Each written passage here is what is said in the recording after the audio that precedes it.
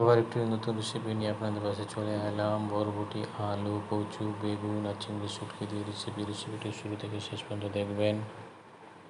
গরম হয়ে গেছে, দিচ্ছি পেঁয়াজ কুচি, লাল হয়ে গেছে, দিচ্ছি আদা রসুন বাটা, ভালো করে আদা রসুন বাটাটা ভেঙে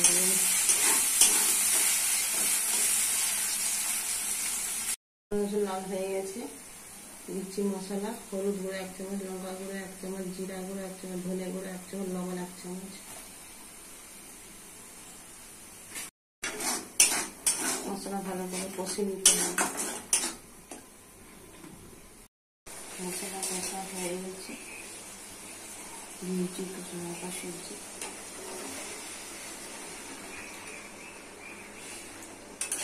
ভালো করে কষে নিতে হবে।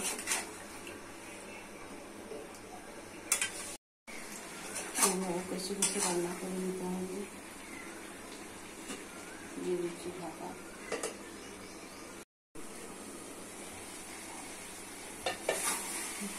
শরীরে কষা হয়ে গেছে, দিয়ে দিচ্ছি জল।